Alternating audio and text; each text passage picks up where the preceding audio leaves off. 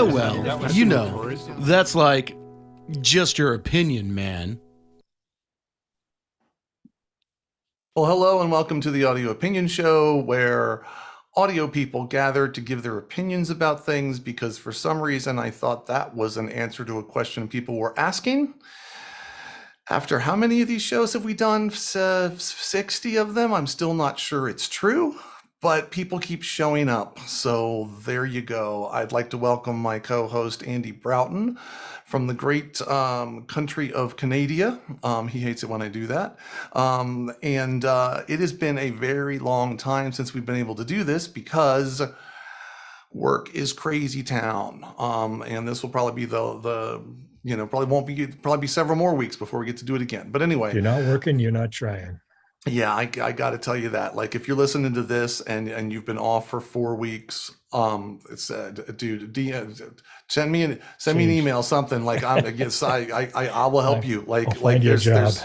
There's too much work out there and not enough people. So anyway, without further ado, I'm just going to launch right into the polling because that's how we start the show.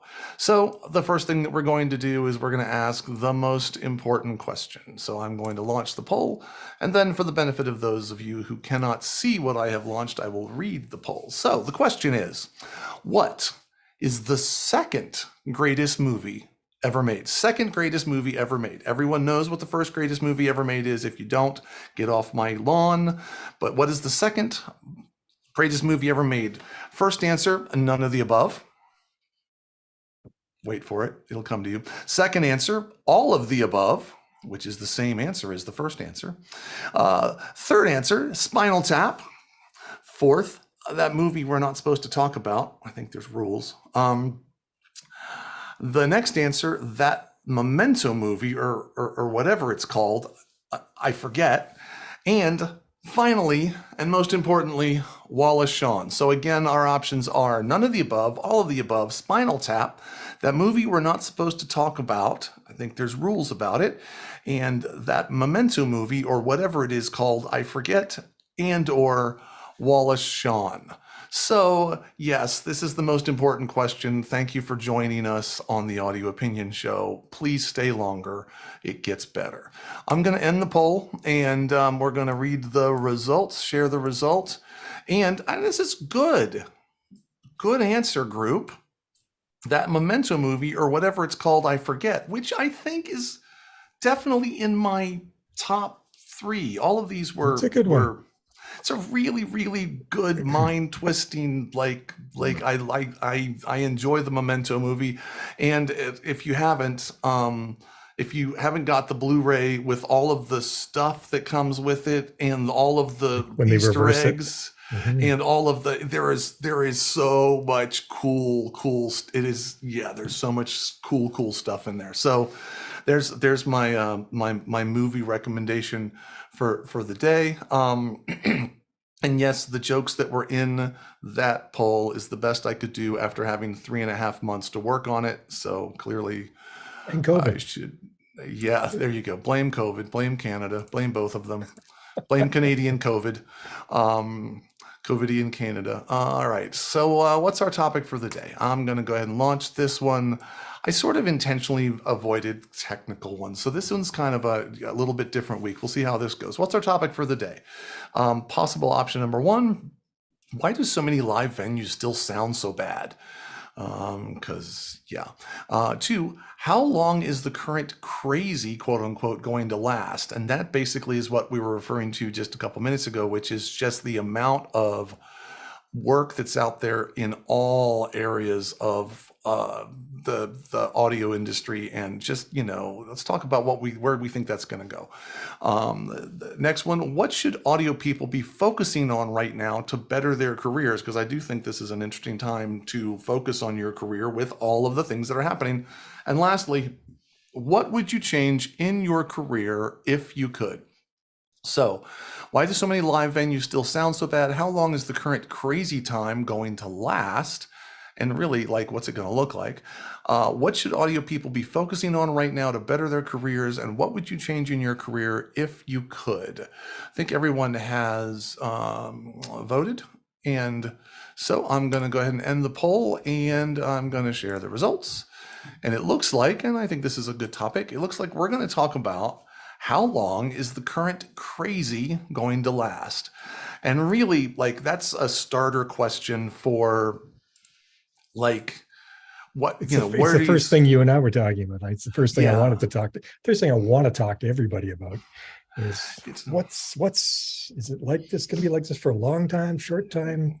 and what's that, and what does that mean? Does Yeah. anybody want to start down that road first, or go, Unfortunately, Clive? it's gonna be like Sorry, Jesse. Sorry, I'm Clive. Only because he did the hand thing. He's yeah. very He polite. did the hand thing.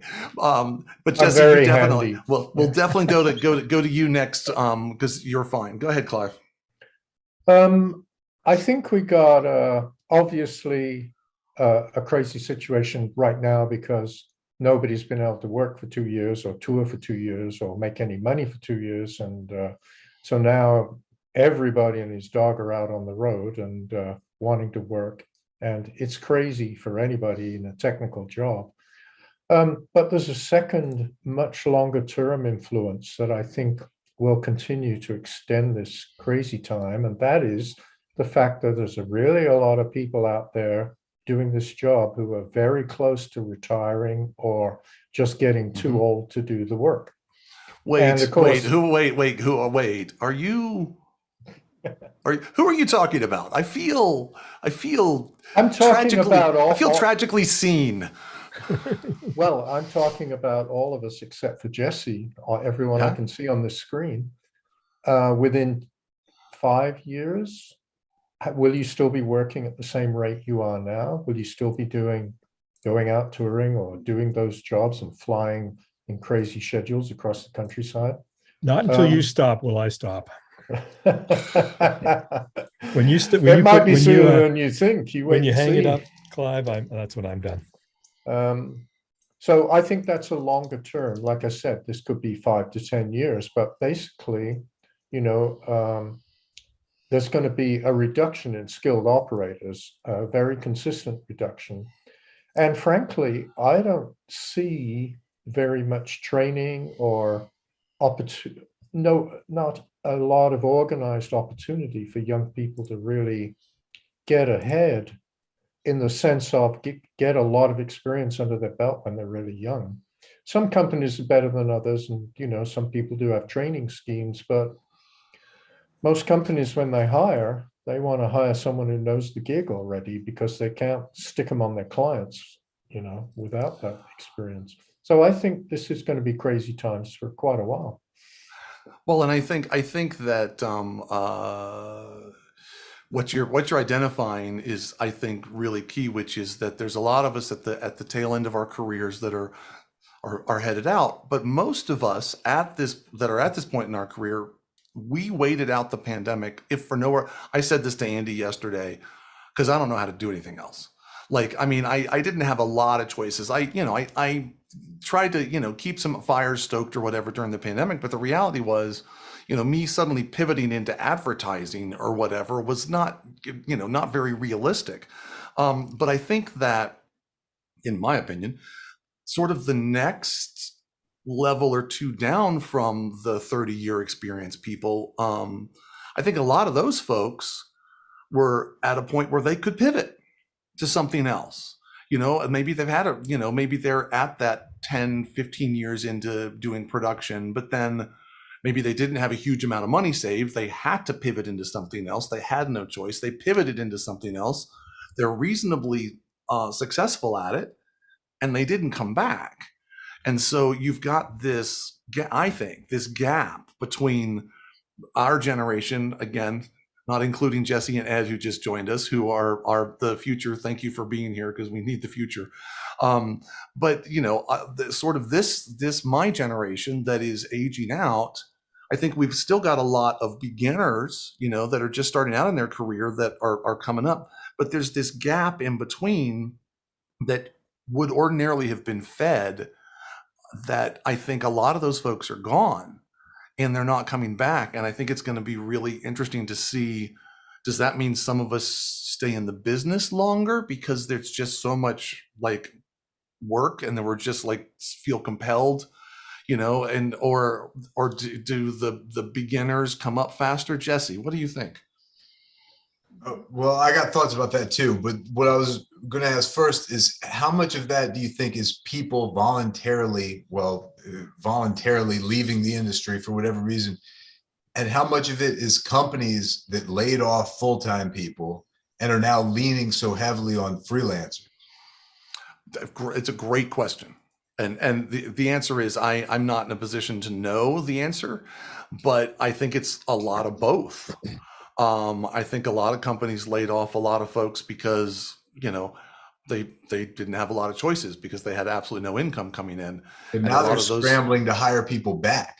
So right. And as we said, and a lot of those people, they weren't at a point in their career or their life, if you will, where they could just say, oh, I'm laid off and I'll just be laid off for a year and a half. Go ahead, Andy. I think a lot of companies kind of blew it. They had this opportunity while they weren't busy at all. And I'm not sure how it was in the US, but certainly in Canada, you could get loans, you can get some money to keep your business afloat, pay people a little bit, bring them in, start training people, keep everybody around, keep everybody that you want to keep on staff working. And the better companies did actually do some of that. But a lot of the companies just said, well, we're just going to shut everything down and try to minimize all of our costs, meaning lay everybody off. And oh well, if you don't have a job. And most people that I know that got out of the business, they said, well, I have a family to take care of or whatever I need to do. I'm going to go get another job. And now that work is back, they're not interested because they've got a full-time job with benefits and things like this. And they've decided, well, I guess that was a fun run, but now I'm going to do something else. Yeah, well, and Clive, I'll go right to you. But they pivoted into something else that actually has security. I mean, the one thing that definitely was a huge smack upside the face for all of us in the production business was something happened that erased our industry for 2 years.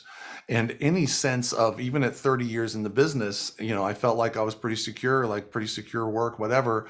Any sense of security that we may have had just like evaporated. And I think for a lot of folks, that was like scarring. Like they never wanted to go back to that. It's shook me to the core. But it shook me to the core. Yeah, absolutely. And I think acknowledging that is a really good thing. For us to pretend otherwise, it's, like I said, I had been in the business for 30 years. The 9/11 attacks were the only other time in the entire time I've been in the business where suddenly out of nowhere, there was a huge gap in all the available work. And it lasted about 4 to 5 months. And then things came back. And that was the only time I've ever had anything even remotely like that. And it was still 4 to 5 months. It was still relatively, recoverable. It wasn't that. So this was a very, very shocking, different thing. Clive, you were going to say something. Yeah, I just had a really good example of what Andy was talking about. A friend of mine who's a young technician and very, very good. Was requested to go back on a big tour and turned them all down and said, not a chance. He had pivoted. He had got a job working in an unrelated industry. And his answer was, I got 2 kids and a wife at home. I can't live like this. I'm done with this. Mm-hmm. Yeah, I mean, we joke about it all the time. We joke about it online all the time. It's, like someone new comes along and they're like, I want to get into the business. Tell me how to get into the business. We're all like, run away. No, you don't want to do this business. It's brutal. It's terrible. No, whatever you do, don't.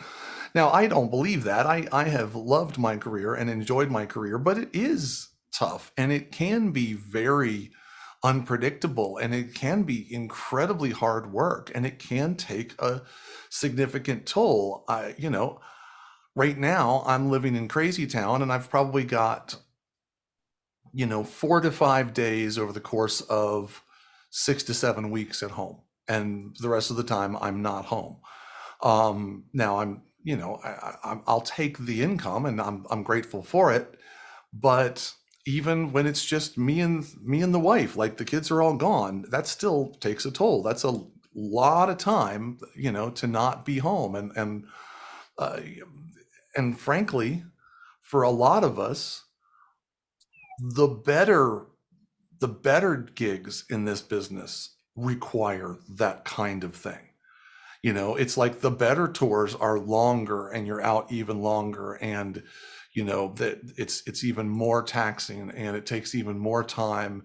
And it's like, that's what you're working towards when you're first starting in the business. And then, and it's great when you're young and you're single, but then when it's like, okay, I'm not single and I've got 2 little kids, and now, they want me to go out for 10 and a half months. Go ahead, Clive. I think that's changed quite a lot in the touring business. Certainly many country bands now don't tour for great length periods of time. They'll go out for 6-8 weeks, take a little break, another leg of 6 or 8 weeks. And I don't think people do the knockdown, drag out 100 shows in a row kind of tours anymore, quite frankly. Well, that's good to know, because as I've said, I'm not in that world anymore, but I never really was. And I do know that used to be, well, we all know it used to be the norm. And at the highest level, it was, we went on a world tour, and it was freaking 19 months long, and it was like the occasional weekend home, and the rest of it was, you're literally gone for 19 months. And I do remember very early in my career working for a local sound company and doing a lot of provide local support for the touring act that's coming through, seeing an awful lot of middle-aged, almost always dudes, who were not in the greatest of moods, mostly because their wives had left them, divorced them, like their home lives was a shambles, like their personal lives were a complete because they had been gone for 4.5 years, and it's just really hard to have anything like a normal life. And I do remember when I first came up, because all I wanted to do was be this rock and roll tour guy, and I met so few that had achieved that really truly looked like happy and well-adjusted, and had well-adjusted home lives and everything else, that it sort of gave me some pause, and now that I do corporate traveling work, the good news is it's almost always, go for 5 days, come home for 3, or go for a week, come home for 2 weeks, it's almost never, with rare exceptions. Even this last run I'm doing, it's go, come home for a day, go, come home for 2 days, go, come home for, it's not literally gone for, 7 months straight. Yeah, Andy, how long are the legs on the tours that you do? You have a similar schedule, right? 8 weeks pretty much, and then a week off, 8 weeks, 6 weeks, something like that. Yeah, you're right. It doesn't go. There have been times in the past when I've got a lot longer than that, but that's really nobody does that anymore, as you say, unless you're maybe at the very, very top. I imagine if you're, Beyonce or something going around the world, maybe they do. I don't know. I'm not sure. Oh yeah, people had expected to go out forever. One thing that wore down myself with the very little real touring I've done wasn't just the travel, because I did it when I was younger than I am now, so I didn't mind being away from home or seeing different places, all that. It was the monotony of, even though you're in a different place, you're doing the same show night after night. And once you get it down at rehearsals, it's just going through the motions. And there's something about the kind of bespoke, whether it's a festival or a corporate show, it's like a bespoke event where you're building something new every time. Just the variety of it. It felt like a carnival. It feels kind of like a carnival that you just put up, tear down, the same thing every night, Welcome to my world, where I have a different PA every day. Well, that's at least somewhat exciting. Keeps it interesting. It exercises your brain to some extent. Yeah. Well, and that does go to the the very now I'm with you, Jesse. Like again, when I first started into business, I thought all I want to be is a touring rock and roll guy, and I realized slowly, and then in looking back and really understanding myself better now, I definitely realized that mixing the same music every night is not my jam. Like it would actually drive me. I think it's different strokes for different folks. It doesn't But matter I if will it's your favorite band in the world. right. Anything's Now, doable. but of course there's the variable of it's a different room and it's a different, different PA and it's a different space and it's, there's plenty of variables to keep the, keep the gears turning. But I do think the other thing that happened again with to kind of get us back to what we were talking about, the other thing that happened with the whole everyone's out of work for a while is I think everybody sat at home and sort of had a chance to sort of really think about, do I really like doing this? Because if you're in the middle of doing it and you're just churning it out, you're just like, yeah, it's cool. And I think a lot of folks just sort of sat back and was like, yeah, I don't know if I really love this as much as I thought I did now that I'm like sitting back thinking about it for a minute or two, Andy. And you can, Andy, you're allowed to completely interrupt me. Because as like co-host, you're okay. Don't be Canadian. I mean, come on. I've heard that people figure that a lot of serve staff, wait staff, things like this didn't go back to work because they realized after they had some time off that, that's a crappy job. My boss sucks. The pay's bad. I need to go do something else. But while they were in it, you had that tunnel vision of, I just do my job. I go to my job, go to my job, go to my job. And they didn't realize how bad it was. I don't know if that's completely the reason that there's hardly any wait staff anymore, but I think there's something to be said for that a lot of people got out of the business or out of a business and then realized, that this isn't as great as I thought it was. I'd rather go do something else. They find something else and they go, well, this is better. I like what I'm doing. I just wonder now though, what's going to happen with these sound companies and production companies that didn't take any opportunity to train anybody. Now they're scrambling. Are they going to be doing bad shows because they're just not going to hire the right people, or are they going to turn down? Like, how are they going to navigate this to get more people involved? It seems like they're throwing stupid amounts of money at freelancers to staff these things. But there's only so many, as far as I can tell. Yeah, and I agree with you. And at the same time, there's not a lot of choices. And admittedly, the freelance pool is taking advantage of the situation, and I'm okay with that. We live in a supply and demand business, and I think it's perfectly acceptable to say I am more in demand, and frankly, I am working way harder right now than I really care to. So I need to be compensated accordingly, because yeah. Go ahead, Jessica. Okay, here's a flip side of that. So I notice everybody sees the dynamic, but do you want to be the price gouger as the No. Because no, I don't think so. There were companies that they could have, the inverse of that would have been them saying, hey man, I got a bright shiny gig for you in 2020, and but maybe you could do it for half your rate or something. So you don't want to take advantage of people in a bad situation. Like if you're into building long-term relationships, you don't want to gouge them when they're down. So maybe I mean, should we be pressing lightly for? I don't think it's that. I think it's more you can now pick and choose what you want to do. And as a couple of us talked about, you're now booking time off as opposed to booking shows. You're booking time off because you literally can work as much as you want. And as far as rates go, I'm being offered great rates, and I never have to gouge anybody because they go, here's how much we're paying. Would you do this? Yeah, sure I will. That's a great rate. I have no problem with that. And if it's not a great rate, I'll go, yeah, I think I'll take the time off. It's fine. I talk about this all the time, but you open the door, so I'll preach the thing one more time and then shut up about it. But relationships, relationships, relationships. This whole entire business is based on relationships. So I 1000% agree with you. And I could totally hear what I just said before you commented, Jesse, being taken as, well, Maddox says, take advantage of the situation and gouge them as much as you can. And I absolutely 1000% I disagree with that. It's not definitely not about, taking advantage of someone or taking advantage. That is short-term thinking. That does not work out for you in the long term. I cannot emphasize that enough. Short-term thinking of, you know what, I'm going to double my rate because they're going to have to pay me because they got nobody else. And some of them probably would for at least one gig.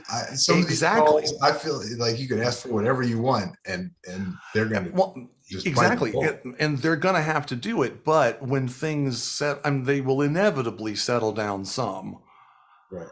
They will remember you were the one who really took advantage of the situation. You weren't just doing what Andy's talking about. And I'm literally I'm 100% in this place where there are little gaps in my very busy schedule. And I've had people call me to fill in those little gaps. And I'm like, no, thank you. Because I'm scheduling my time off. That's the part of taking advantage of it. It's such a small industry, Brian. You just can't burn any bridges ever. And I say to people sometimes, they go, I had this terrible gig and I just walked out. And you're kidding me. You couldn't stand it for the 3 days that show, no matter how bad it was, just put up with it and then walk away and don't ever do a show for that person again. That's fine. But to burn a bridge just seems so bad because everybody will find out about that. Well, that guy, he's the guy that left me in a lurch, or he's the guy that gouged me, or whatever it is. I just worked a show this last week with basically the entire audio crew was made, with one exception, was made up of people that I worked with 20 years ago in the DC metro area. And some of them I've kept up with, some of them I haven't. But, I worked with them before I left the business and went into working at a church. I thought I would never, ever work in this business again. But I never burned any bridges. I never burned anybody, no matter what happened. I never, whatever. And my friend Jason Cadell calls me up, and he's the production manager, and I haven't seen him in 15 years, 10 years anyway. And the first thing I said, great to talk to you. I'm looking forward to working with you. And this is why you don't burn bridges, because, you're someone I never thought I would see again 10, 15 years ago. And not that I ever had any reason to burn Jason in any way, but it was, the whole point is you have to treat people fairly. But I also had a similar situation very recently where, someone wanted to hire me for a job, and they said, we want you. And I said, great, I'm available. And then they said, what's your rate? And I told them, and they were like, oh man, that's going to be a hard sell. They're not used to paying that much. And I just had to say, I understand, but we're not in a position, we are not in a market where I'm going to negotiate my rate. We're just, and they said, to their credit, on the other side, I totally understand. And they went and got it approved, and we went and did the show, and everything was fine. But where I might have 2 years ago, 4 years ago, in special circumstances, maybe been willing to bend a little, maybe just possibly in certain things, we're just at a place now where, the rate is the rate is the rate, and it's just, but I have not jacked my rate up by 40%. I haven't, mostly because I just don't believe in being a dick. I could probably get away with it, but I just think it's wrong. I'm not gouging is what we're saying. Ed, I think you've been in with us long enough to get a handle on what it is we're talking about. I know your situation is a little different because you work in, tell me what you think. Yeah. So, I went through, I recently moved to a different market, a much smaller market. I moved from the New York City metro to Grand Rapids, Michigan. So, so in the middle, of course, towards, a few months ago, it's around Christmas times when I moved. So I'm in a different situation, and I'm kind of looking at this differently, but what's happening with me is I'm getting flown out by a lot of my clients, everywhere. I've been spending more time on the road. Now I'm also, in my new market, I'm still kind of meeting people and getting people familiar with me. So that's been a little slow uptick for me. But now that it's picking up, I have my local companies sending me out on the road. So and they're paying for it. Like when I was in New York, my New York clients, all the companies I worked for, they wouldn't send me out of state because they had enough work in state that they needed me, in the area. Now, if they're going to fly somebody out, they're flying me out because they have local guys who have kind of filled the void that I left when I left. So there's no shortage of work, and people are willing to fly out. Now, to Brian's what he was just saying, I had a client recently who wanted me on a show back in New York, and they were like, "Oh, we can't get the travel approved," and yada yada yada. So I took other work, and then it came down to like, "Hey, can you do this job?" And I'm like, "No, I already took other work during that time." So I hadn't filled all of the dates. And then last week they called me. They're like, "Hey, can you come back and do a different show that's only one day because we need you. We need a body. We don't have anybody else in the area because everybody is booked." So we're in a situation where all of the good talent are getting gobbled up real quick. As we said, it's kind of like the freelancers market where you can almost name your price. I'm similar to you, Brian, where I actually didn't raise my rates. I moved to a new market and I said, I'm not going to raise my rates any higher than I was in New York because I have no idea what this new market can bear. And thankfully they've been able to bear what I, put out there. So, I kind of got lucky in that respect. But I also had the background to back it up. That's, I think, part of the thing I'm seeing too, is where I'm seeing a lot of jobs get thrown out there. We're all on these groups and people are posting nonstop about, "Hey, I need 5 guys for this. I need, an A1 here. I need this or that. I can fly people in." And then some of these jobs, though, that are getting posted have these like ridiculously low rates. I think, AV Trainer in the chat here mentioned it. And there's still a lot of that going on and nobody's really taking them, and everyone like totally piles on like, "Oh, you can't get anybody good for that rate." And like, we're going to see, as Andy, I think, said before, like our show's going to go so horribly wrong that it ends up costing the client in the end, for the failed will thing. Events cancel? Will there actually be events canceling because they simply cannot find enough technicians? No, I don't know if they will. They will. No? I think they will find somebody. And that's the thing. They're going to move up somebody. They're going to move up the guy who was pushing boxes into the venue to do some task, and then move the guy who trained him up to like the hot To seat. fly the PA. Right. Well, no. Yes. And They might not get called back next time, but I don't think that they're inclined to turn down a gig because they can't find qualified people. absolutely, I 100% agree with Jesse. And what's going to happen though is it's going to take some time, but there needs to be a course correction from the client end. See, where people like me are getting flown in, and companies are spending more money to bring talent in because they can't get enough in their local market labor pool. That's a cost that the client is going to have to bear, and it's one they're not expecting to bear right now. So the course correction is going to be for next year. They need to budget more, and that might start kind of leveling things out for the, as far as the crazy goes, because the people who have experience, like everybody here on this panel, who's in high demand, once the rates kind of level off, and once some of these people who they're just yanking from the lower ranks and throwing them in hot seats at these lower rates, once they kind of build up some experience in, a year or two, then we won't be in this kind of like unbalance of not enough labor for all the positions that are being filled. Also, we got to remember we're in this craze of live events where some companies are doing their first live event since the pandemic happened. So there's this influx of more events happening, and they're all happening kind of at the same time. And I think that will start to peter out. It'll start to filter and spread out, and it won't be, this urgency of like, get this done now, and people will figure out, oh, maybe we should have done this a different week, and they'll move schedules around. So I think this will balance out in the next year or two. Right now, I mean, take all the work you can get. This business is feast or famine, right? So I'm grabbing everything I can. And Brian, you mentioned about being out on the road for long periods of time. I only moved here in at Christmas, and already I've spent more than 8 weeks away from home on gigs. twice. I was gone for a month at a time, and I'm about to go back out on the road for 2.5 weeks, followed by a tour this fall, a corporate tour that's going to span like 4 months, like 2 weeks at a time with a week off in between and things like that. So that's something I wasn't doing in the past because I had so much local work in my market. So I think people who are looking to get into travel work, I'm not really all that young, and I do have a little guy.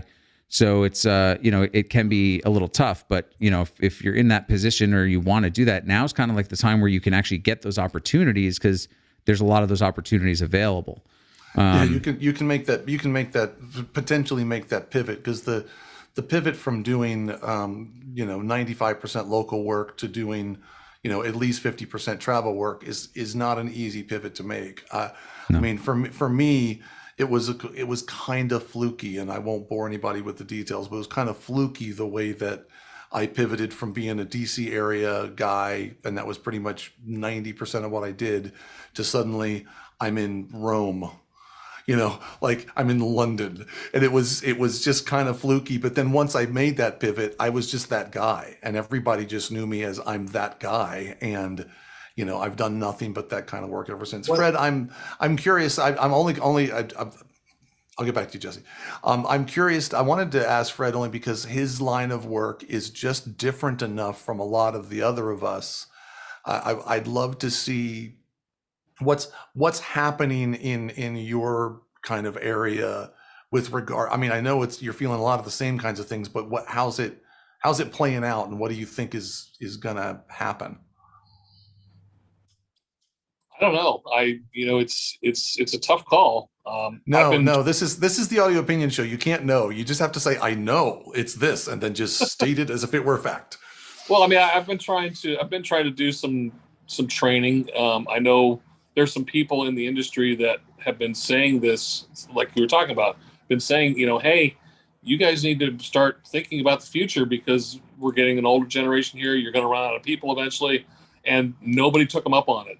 And now that they're retired, and a couple of people in particular, I went to them and I said, hey, what do you think about doing this? No. I go, why? I go, they had their chance. We've been harping on this for 10, 15 years, and they had their chance and they didn't take it. I'm not going to do it now. I am now retired. Thank you very much. Have a good day. But I'm on the other side of the spectrum. I want to teach people. One of your questions, I wish we would have gone a different direction. I think the very first time I was on your show, I said, people need to learn how to wrap cable. My number one pet peeve. Learn how to wrap a freaking cable. Before you do anything else on an audio crew, you need to learn how to wrap cable. And so if people can't do that, they're not going to be able to do the other parts of the job ever well. But do you think? I mean, do you think, Fred, that in your area that you've got that? And I think you're saying that you do, and I feel like you've said this in the past that you do. That there is this gap between the utility A2, and I know there's two different things, but the utility / the A2s, and then suddenly the A1 in the truck, and how do you get folks to bridge that gap, and what do you do? And I guess what I'm really asking is, I mean, we've talked about that, and and I agree pretty much with everything you say about it, but are you seeing right now an even like is this exacerbated in your industry just because of the way the current labor thing is playing out, or no? Is it just kind of business as usual? No, I don't think so. It's the people. You have to have somebody with some drive. People have to want to do it. There are all the A2s that I've worked with. I mean, well, not all of them. Most of the A2s I've worked with in my entire career, that's all they want to do. That's their level of comfortableness. They don't want to do that. But there's one guy in particular. He's in Los Angeles. What's his name? Mark. God, it'll come to me here in a minute. Anyway, I used to go over to LA a lot when the hockey team started over there at the pond, and he used to be my A2. And I said, "Come on, come in here and sit while I go to the bathroom or something." He goes, "There's no way you're going to get me to sit in that chair." You couldn't, for that extra $50. I don't want the extra headache. Da da da da. And then one day somebody got sick, and he had to go sit in there. And now he's one of the premier A1s in Los Angeles, and everybody uses him because he finally figured out, okay, the extra $50 is worth it. When you, at the end of the day, when you have more to do, it's not just a I don't want to say mindless thing, but A2 work can get boring after a while. You just, because you already know technically how it all works. Now the people that want to know to get to the other side of it and actually be able to utilize the stuff, those are the people that I want to teach. Those are the people I want to have come and show, hey, I want to know more about this. And when I was out doing college football last year, there were a few kids that really got it. I mean, these kids came in, they'd never been in a TV truck in their life. And they came to me after the show and they said, that was one of the most fun things I've ever done in my life, just running a parab on the sideline of a football game. Sure. And I know those kids, I'm like, okay, you're going to go someplace, because you're asking all the right questions. But I find that a lot of times, like I say, people are they get to their comfortable zone and they don't want to try for the next level. Well, I mean, it is the next level, but it's also, it's a very, very different thing. It's funny. I find I'm in the different, I'm not doing sports. I'm rarely in a truck. And the times that I am, I'm mediocre. But I'm spending a lot more time right now in my career pushing faders up and down. That just seems to be that there's a dearth of folks that know how to do that. I know how to do it well enough that's where people are putting me. And I'm happy to do it, but it's for me, and this is a complete rabbit trail, but for me, like, I like doing all of it. Like, I like being the A2. Like, to me, it's got its own special appeal. I like the lack of pressure during the show. Other than something's broken, I got to go fix it. Like, a missed cue is not my problem. The exact balance of things not my issue. That's that guy. He's the one in the hot seat. I am not. I'm backstage, watching YouTube and waiting for something to blow up. And I like that. That can be fun, but it also gets a little dull over time because isn't that excitement of I'm in the hot seat and I need to get this right and I need to. I like doing all of it. I've been fortunate enough that I've been able to, at different points in my career, specialize in doing a lot more of these kinds of things. And right now, it really just seems like it's certainly in the corporate audio world. And I think this is somewhat true in entertainment as well. The thing that we started talking about at the very beginning of so many of the A1s kind of aging out, and then that kind of next level of folks that would naturally sort of fall into, all sort of took a left turn and, all became entrepreneurs and started tech companies or whatever. They all went and did something different. And, the amount of demand that I'm in to come and push faders is higher than ever, to the point where that's my problem is I can't. I like the times of going out and being A2. I would just beg people. I said, let me come and work on the show. I don't give a damn if it's $100 a day less. I would rather go do that job because I know what you want. It's going to make both of our lives a lot easier. We're going to be able to go take a lunch. Like the camera guys get 3-hour lunches. Audio people barely get 10 minutes to eat something. But Right. if I'm working together with somebody that I know we're going to get a lunch because I'll have put everything out there before he's done patching, he or she. And that's the other thing. I'd love to see more women in our industry. And unfortunately, I don't know, it's just the peer pressure or whatever it is. There seems to be a lot of women in music, but there's nobody in sports.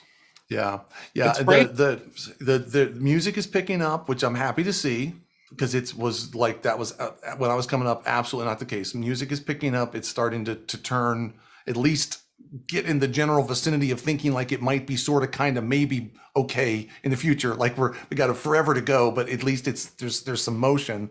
And the same thing is happening in corporate. I'm getting the same sort of thing. And again, it's a lot of the younger women that are coming up who don't feel quite as much of a barrier. But I think there's just something about the sports world that it's still too much of a boys club. I mean, Yeah. the women camera people, they have to put up with the guys, and it's unfortunate, but Yeah, and that's I've it's a whole nother topic. whole nother topic, and one that we are uniquely not qualified to fully talk to. So that's as it should be. Scott, I haven't heard from you. I don't know what, you have a different perspective as a company owner and those kinds of things. So tell me what your perspective is on this whole thing. Don't hear you. Still don't hear you. Mike. Still don't hear you. No, Scott free zone. Damn. Well, there you go. I finally figured out a way to shut Scott up. Go ahead, Jesse.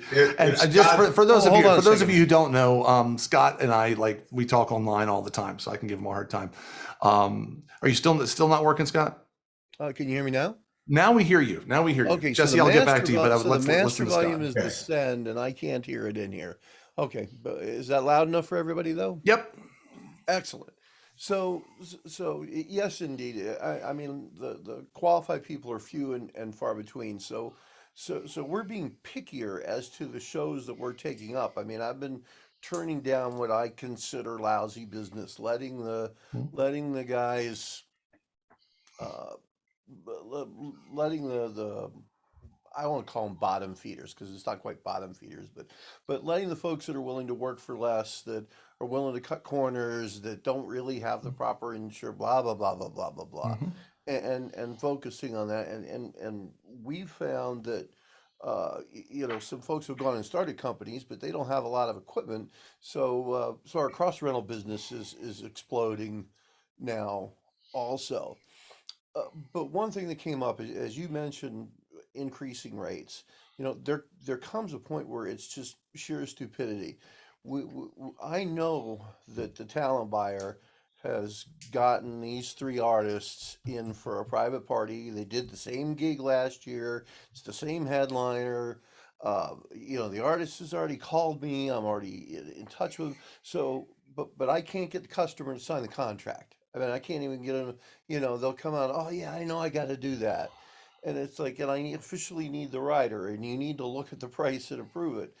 And we're at 4 weeks now. And I got to tell you, when it gets to 2 weeks, I've got to give him some pain. I mean, because he just cannot treat us with that little lack of respect and expect us to put a 3-day show on for the 4th of July on an island using a barge. And I've already, and he knows that I've already hung myself out without a contract, and the other guy here is like, you're stupid. You're absolutely stupid to do that. Well, why are you doing it? You got to teach them. And sorry, Scott, didn't mean to cough interrupt you. Yeah, I'm not here to hurt anybody or teach any lessons, but I guess we do have to get customers to behave reasonably so we can go about our business. And there's a lot more of that now, the inexperienced guys that are just not used to dealing with production companies.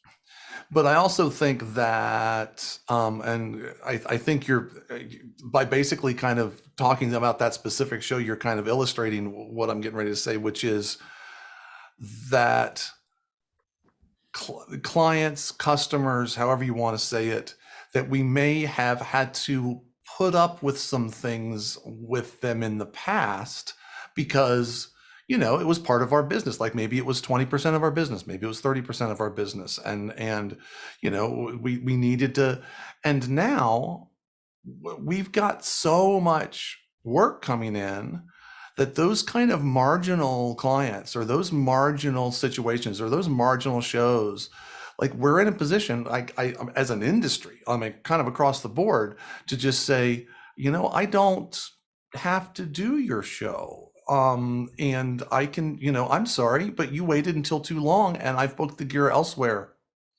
and you may never have been willing to do that in the past, but you're in a position now. And I do think, this gets very complicated and, and I'm kind of talking out of, my left eyeball because I don't know what I'm talking about. But I do think that as we get to that mid-level client and that mid-level show and below, a lot of those have managed to still come off in the past because they were able to just barely afford people who were just barely able to do it, and everything just sort of kind of came off, and so everything was fine. And especially in corporate, I'm thinking about the kinds of kind of events that a company does 12 of them a year, and so, and there's not a huge amount of money, and they're kind of this mid, maybe mid to lower level thing, and so they're throwing the same amount of money at it, and they're either, the show's not coming off, or like you said, Jesse, like the show is still happening, but the quality of bodies that are doing it is not at the same level that they were able to afford, even at that mid-level. And what's going to happen is 3 or 4 of their dozen events are going to go in the toilet. They're just going to go really badly. And the next year, they're going to have some decisions to make, because they're going to realize we are going to have to pay more money in order to have more consistency with what it is that we're doing. They're either going to cut from 12 to 10 and pay more per event, or they're going to find the money in the budget to pay more for event or whatever. But a lot of these marginal, I guess the point that I'm kind of making is a lot of these marginal things that have existed in our industry kind of across the board, marginal clients, marginal production companies, marginal promoters, are going to have a lot of come to Jesus meeting, because they're like, they got away with it kind of before, but the market is such that people who have kind of been able to tolerate that in the past just kind of don't have to. Anyway, we're coming up on an hour. Jesse, I interrupted you earlier.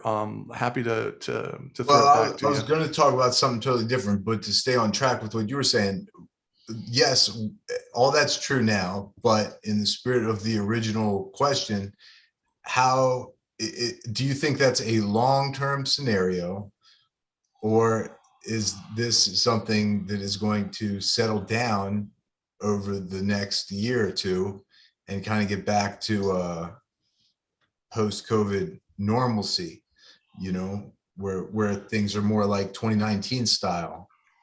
No one has a crystal ball. There's really no way to tell. Yeah. I 100% know the answer to this, but I'm just not going to tell you. That's a complete total lie. I do have thoughts, but go ahead, Fred. Yeah, I was just going to bring up, I heard a story last night on the Sound Brokers Roundtable. Apparently in the concert business, there was a concert here recently where there was a headline act and there was a mixer brought in to do that one. And the main act, they brought in a new guy that had never done, I guess, hadn't done that show before or whatever. And apparently the playback machine never made it to the PA system. So the band started playing and the playback tracks never happened. And the band stopped and they went and they started again. And then the band stopped. And then they said, okay, we're going to try it one more time. And the playback never happened. And the band stopped and they walked off the stage. And that was the end of the concert. Now, who was pissed off there? Wow. Well, and those kinds of things are I think across the board going to become much more common, and it is going to cause to tie, Jesse, your question, and then Fred, your story in together, and maybe tie this whole thing into a big bow, and we'll call it an hour and be done with it.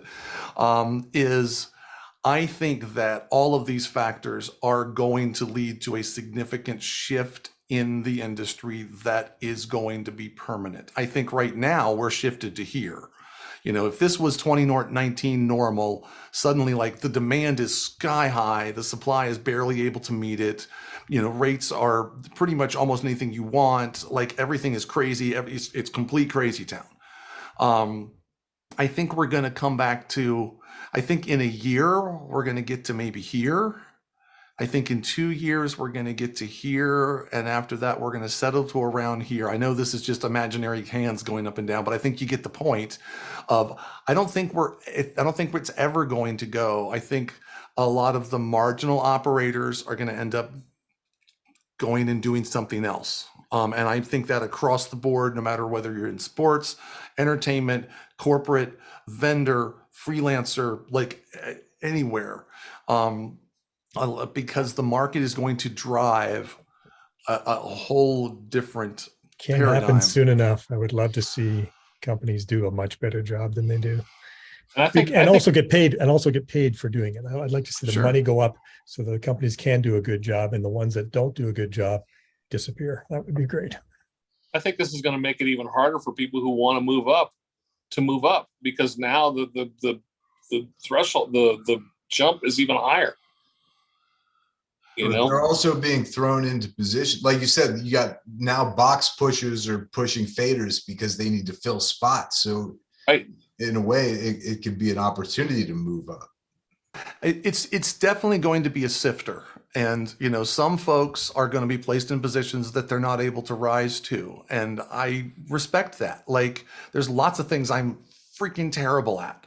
And, so if I suddenly got pushed in a position of doing those things, I would also fail at that. So I get that. But I do think there's going to be some folks placed into positions that maybe they didn't think they could do. Maybe they lacked the confidence to try, maybe a bunch of things. And they suddenly find out that, oh, wait a minute, this is actually kind of fun. This is kind of interesting. And this is definitely a whole nother topic for a whole nother time that I would want to build a much bigger panel to talk about.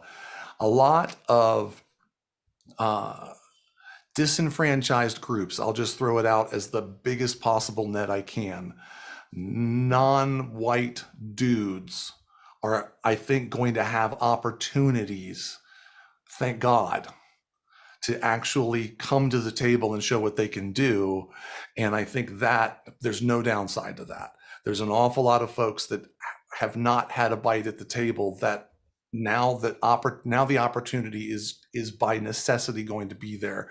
And I think that's great. I don't have a crystal ball. This is going up on YouTube 2 years from now. We'll all look back on it and laugh at Maddox because he didn't know what the hell he was talking about, and that's fine. But I do thank everyone for joining us on this conversation. We could have this one again next week and fill another hour very easily. This was a great panel though, because there was a kind of a good cross section of different kinds of things, and a production company owner, and younger people and older people and sports people, and all kinds of different things. So I appreciate everybody's perspective. Andy, do you have us ready to roll? I do, and I just wanted to say it's great to see all y'all again. Absolutely. I don't know if we're ever going to have a chance to do this again for the summer, because the summer's so busy for all of us. So I'm really glad we had a quick chance to get together again. Absolutely. So thank you all for joining us. I know everybody's busy and everything's crazy, but we will do another one of these as soon as we can freaking find us time to get us all in the same place at the same time. In the meantime, thanks you all for being here. Thanks for joining us at the Audio Opinion Show. If you'd like to be a part of the conversation, you can look in the description below this video and you will see an email address that you can send a message to us, and we'll be happy to put you on the email list so that you could join the panel and give your opinion about things and disagree with the idiots that are here who are clearly very, very wrong. If you're listening to this on a podcast, same is true. The link is in the description to join the same thing. Thanks to all for joining us. And as I like to always say, Andy, please roll that fabulous bean footage. Dressed up with scouts. I'll go for it. I don't need to hear a whole resume. I've been on before. So, Bye-bye, boys. Have fun storming the castle. Think it'll work? It'll take a miracle. Bye-bye. Bye-bye.